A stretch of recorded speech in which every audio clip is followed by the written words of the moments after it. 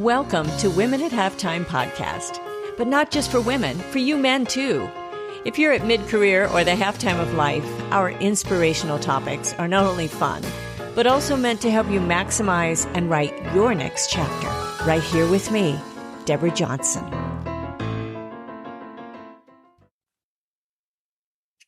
Well, today, this is the third article on purpose, and we're going to talk about digging deeper toward your purpose and defining a stronger purpose.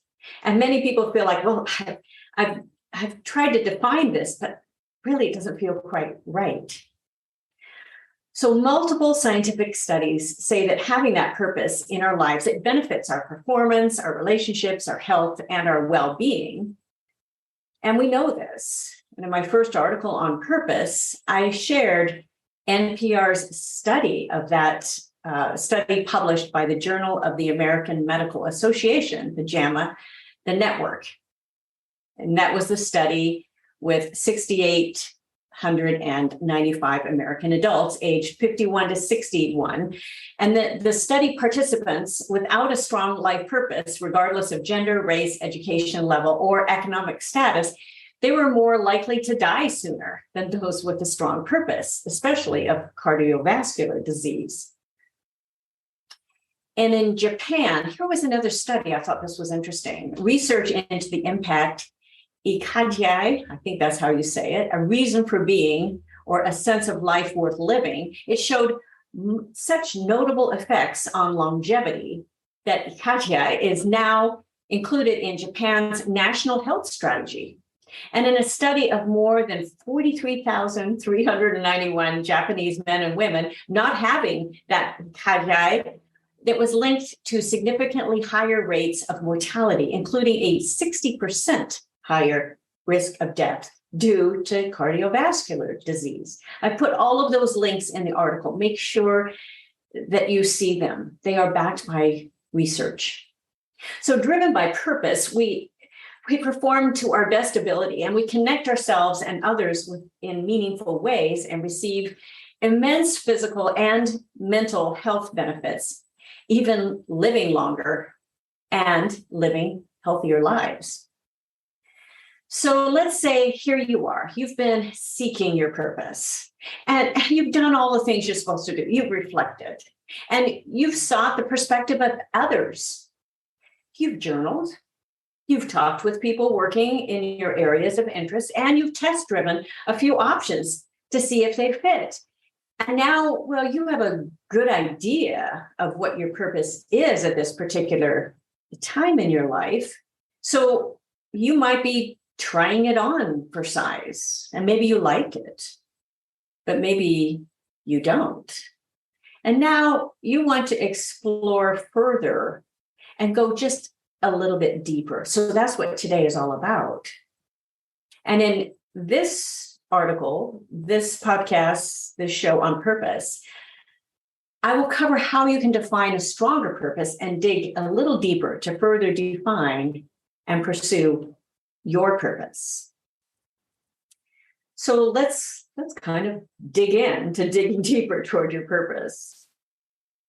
So as we look at digging deeper toward our purpose, I'd like you to recall Templetons.org's definition on purpose, and I covered that in our first article, as a stable and generalized intention to accomplish something that is at once personally meaningful, and at the same time, it leads to productive engagement with some aspect of the world beyond yourself.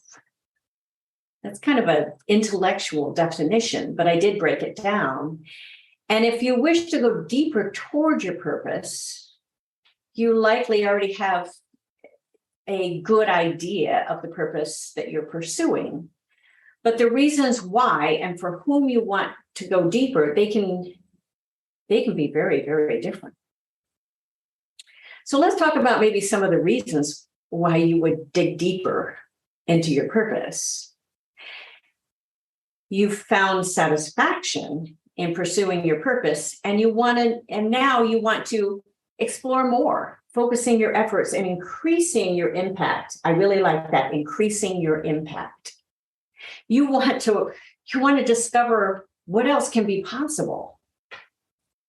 And that can take some extra research. Now, I want to put a little note in here. It doesn't necessarily mean that you work more, working more hours, putting more hours, but you might instead become more specialized and targeted in the work that you've been doing when digging deeper. And that's what I was talking about in narrowing your lane, more specialized. I'm going to give you an example here. Holly, I will use that name here. She started as a freelance writing company in her second career. And she loves to write and had enough clients to keep her working really full time. But she still felt there was more that she needed to be doing with her writing skills. She wasn't totally fulfilled.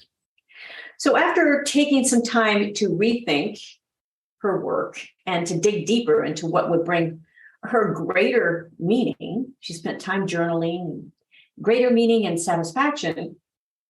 She's now pursuing writing engagements on the topics that matter most to her, including ocean conservation, coral restoration, seaweed farming, and other blue economy innovations. She's always just loved that field. So she starts by doing volunteer work with the Chesapeake Bay Foundation, writing about bay restoration efforts, especially oyster gardening. And she has researched and reached out to 3 nonprofits that are regrowing coral ashore, to replant coral on reefs that have been bleached or killed by sustained high ocean temperatures and ocean acidity. Now, she has the freedom to do this, but many people do at mid-career. So you may still not be where you wish to be, so you have a good idea of what brings you meaning and satisfaction, but you feel like you need to explore some options to bring you closer to your purpose. So I'm going to give you another example. Okay, say that you are trained in the medical field as a registered nurse.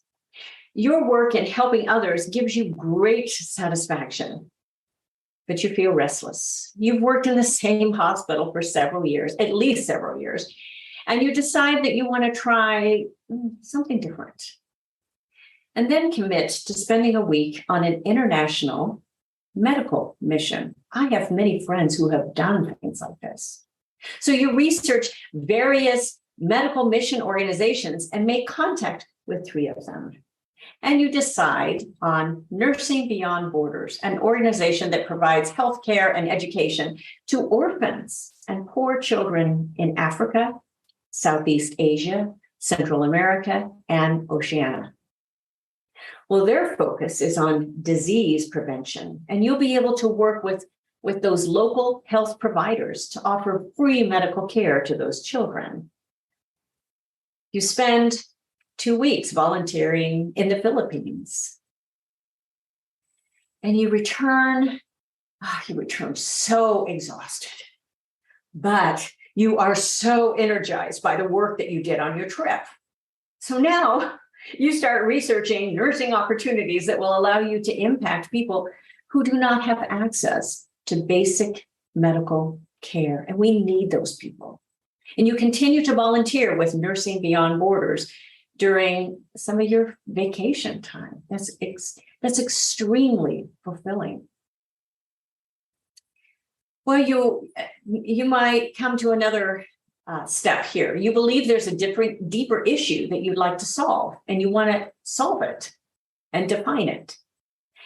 As an example, you've heard of the heart-wrenching stories of how 400 million people in sub-Saharan Africa, they lack access to basic drinking water. Oh, you feel so compelled to get involved and even consider starting a nonprofit organization to help with those solutions. But you're disheartened after reading the Water Integrity Network. They had a report on how much of the water infrastructure it was installed by other nonprofits, but it's not been maintained due to local corruption and mismanagement. And this tells you that creating a new nonprofit to provide resources won't solve the issue. The corruption needs to be handled first. So instead, you research how you might approach this corruption to achieve your end goal. And you determine that providing media tools and articles may be more impactful. That might be a more impactful avenue to tackle that corruption instead of pouring money and resources into water solutions that will be squandered due to mismanagement, theft, and power struggles. You may still want to start that nonprofit, but your research leads you to partner with an educational resource that can tackle the primary issue of corruption while you focus on the cause that most motivates you: access to clean water. Well, here's another reason that you might want to dig deeper. You're feeling bored and you're worried that you're stagnating. Well, as an example, Linda, I'll call her Linda, she worked for 35 years as a teacher, and she felt her work was important, her calling even, as she found great meaning in her teaching work, despite the demands of the administration and a handful of parents that gave her problems. But she gave her best every day to her kids. She loved those kids. So now Linda has retired with a modest income that provides her with the freedom to do much of what she wanted. And there are many, many out there like this. After several months of retirement, she realized that while the freedom and spending time with her children and grandchildren, it was wonderful, she felt less fulfilled than she did when she was teaching full time. And she was a little bored, even a little down. So to get out of her rut, Linda decided, well, she'd like to volunteer a few hours each week to help adults with rudimentary language skills to learn English. Well, at first she was hesitant to commit out of worry that she might miss out on other activities, especially family activities. But the deep satisfaction she felt in helping her adult students, it quieted that concern almost immediately. So Linda knew that the time that she invested in their learning, it would help them find decent work. She was helping to equip them and to find better futures. And she still had more than enough time for the other things she wanted to do in retirement, especially her children and her grandchildren. Well, here's another reason you might want to go deeper, is that you want to gain additional clarity on your purpose. And I have another example here, and I'm going to call her Maureen. Maureen was an attorney, and she was on track to retire at age 50. Wow. Well, she asked her aunt, a Catholic nun, what she should do for her second act. Well, her aunt told her, care for the poor. Oh, well, that's a wonderful purpose, but it's also quite broad. Well, while Maureen, she wanted to use her skills to help others, she needed to dig deeper, to undertake a journey of discovery to uncover why she specifically should do this and for whom. So she volunteered with a few different nonprofits for a period of months. And when discovering an organization she identified with most, she committed to working with an organization with a mission to support and help protect women and men who had suffered domestic abuse. Looking closer at her decision, she realized her choice stemmed from previous abuse that she had experienced and she had buried. Her mission to help others in this area, it became very, very personal and a burning passion. So I have some questions for you and some application, and these are in your downloadable journal, free. But you want to complete this statement. I live to do what? You want to explore what fits in that statement for you. Being able to articulate what exactly gets you out of bed every morning is at the heart of defining and knowing your purpose. We've talked about this. But I also like this substitute, not just I live to, but I love to. You want to love it. If you have difficulty completing either of those sentences with an answer that resonates fully with you, then you can try this statement as a starting point. I feel the greatest personal satisfaction when I am doing what? And from there, you can go deeper in clarifying who and what is the most meaningful to you. And this doesn't need to take all of your time. It can be just a little segment. And another application is to create a purpose discovery plan. And to go deeper into your purpose, this plan outlines 3 facets: to learn, to think, and to act, to guide your discovery. So that purpose discovery plan, it helps you outline components of each of these 3 facets. And I'm going to just talk about those briefly. First, learn. Learn is what you need to learn more about your purpose and how you will get this information. So you're going to identify the subjects, what topics you want to learn more about. You're going to identify the experts, who possesses the knowledge that you seek. I'm always seeking people that I can learn from. Sources, where you can find your quality content to expand your knowledge, and look at the actual sources. There's so much information out there, misinformation. And 2, let's think how you will explore and think through your options to go deeper into your purpose.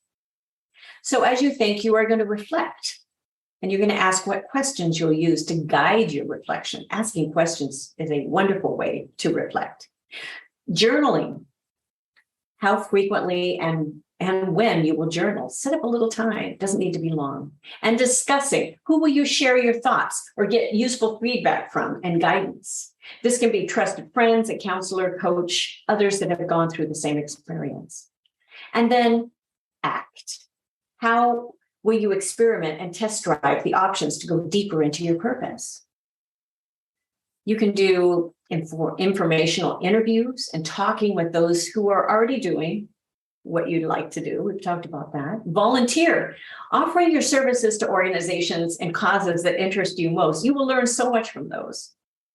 And you can do a trial run in the work. You can spend a limited amount of time doing something such as an internship or volunteer work to determine the type of work that's meaningful and satisfying to you, especially if you have the freedom to do that.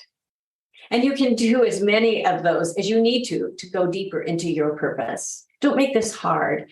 Make this a fun little journey of discovery as you learn, as you grow, as you interact. And make sure that you get that purpose workbook that creates that outline for your discovery plan. And you can download that for free. I provide so much free content, and I want you to be able to have that. And we all want meaning in our lives, to feel that what we do, it really matters, and that we matter. Inside, most of us, we have that. There are very few that don't. So in defining a meaningful life, the renowned psychological scientist, Marin Seligman, I think that's how we say it, Seligman, he states it is one which we employ our highest strengths and our talents to belong and serve something larger than ourselves, something bigger than us. And his definition sure sounds like a lot like purpose to me. And I want you to live a meaningful life and a meaningful purpose, bigger than ourselves. And there's so much, if you go outside, you can see there's a lot bigger than ourselves. And I'd love to hear what has and what has not worked in helping you discover your purpose. You can always connect with me. I have many sites that you can connect with me on social media. Make sure you get on my newsletter, that you're listening to the podcasts, and that you can always, if you get on my newsletter list, you can always respond to emails there as well. And I'm easiest to reach that way. And to get on goalsforyourlife.com/newsletter. And that comes every single week, and you can hear about new episodes, new articles. I have a lot of links in these articles. Make sure you connect there and that you listen every week. There's great content I provide. I love doing what I do, and I love being able to encourage you and help you in your journey. And hopefully this has really helped you to be able to exit your roundabout so you can get on with other things in climbing to your personal summit. Thanks again for being with me, and I'll look forward to being with you again next time. Bye-bye for now. Thank you for joining us. It is because of our wonderful listeners like you that we keep going strong week after week. We'd love it if you'd share and follow us to not miss a single show, and even write a review. You can also find all of our articles, products, and links at womenathalftime.com.